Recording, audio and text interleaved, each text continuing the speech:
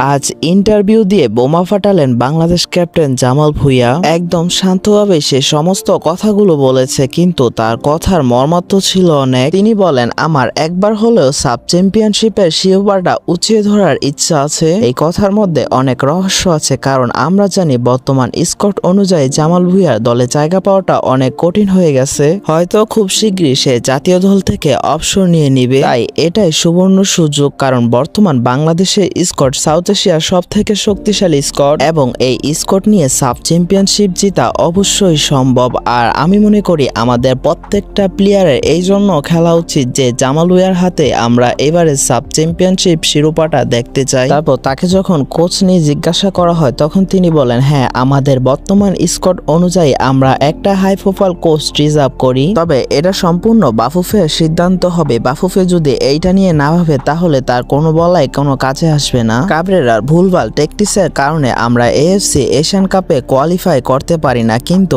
এরপরেও কাবরেরার চাকরি রয়ে গেল। তাই আমি মনে করি জামাল ভুঁইয়ার এই মন্তব্য সরাসরি সিন্ডিকেটের বিপক্ষে এক কঠিন জবাব। তারপর জামাল ভুঁইয়া বলেন, আমাদের ভালো একটা লিগের প্রয়োজন, বিশেষ করে যদি ডিভিশন নিয়ে হয় তাহলে সেটা আরো ভালো হয়। অত্যন্ত এলাকায় যাতে আমাদের খেলা পৌঁছায় তার ব্যবস্থা করতে হবে, তবে এটা সম্পূর্ণ লিগ কর্তৃপক্ষ যারা আছে তা ডিসাইড করবে।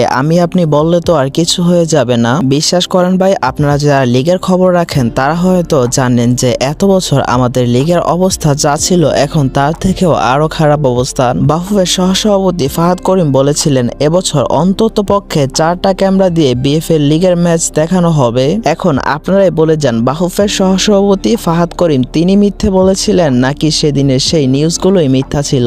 সব মিলিয়ে জামাল ভুঁইয়ার করা বক্তব্য সিন্ডিকেটের বিপক্ষে এক কঠিন আওয়াজ। চলেন সবাই একসাথে জেগে উঠি আর সিন্ডিকেটকে না বলি। আমার একটা